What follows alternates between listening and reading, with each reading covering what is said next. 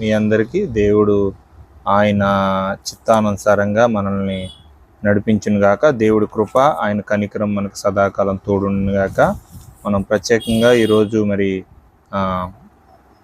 కీర్తనల గ్రంథము 115 చదువుకుందాం. మాకు కాదు యెహోవా, మాకు కాదు, నీ కృప సత్యమును బట్టి నీ నామమునకే మహిమ కలుగును గాక. దేవునికి మనం కృతజ్ఞత స్తుతులు చెల్లించే వారిగా ఉండాలి.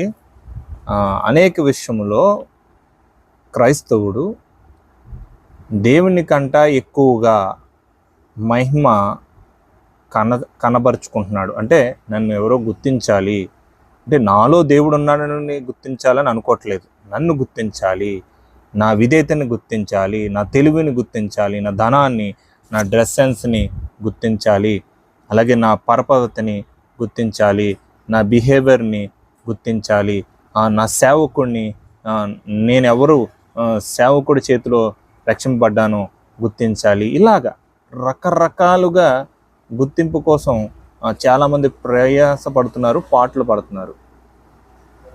ఇదంతా వ్యర్థము. సరైన క్రమశిక్షణ ఏంటంటే క్రీస్తుని కనపరుచుకోవాలి. క్రీస్తు నాలో నుంచి బయలు వెళ్ళాలి. క్రీస్తు నాలో నుంచి బయటికి రావాలి. కొన్ని విషయాల్లో మనం మాట్లాడే విషయంలో, మనం ప్రవర్తించే విషయంలో మనం ప్రత్యేకింపబడాలి.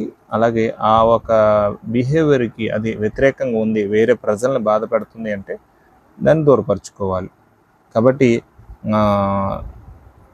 సరైన అవగాహనతోటి, సరైన ప్రోత్సాహం కలిగిన గొప్ప ప్రార్థనా శక్తి ద్వారా మనం ఎవరి దగ్గరికి వెళ్ళాలి, ఎవరిని కనపరుచుకోవాలి, ఎన్ని పాకులాడ అవసరం లేదు.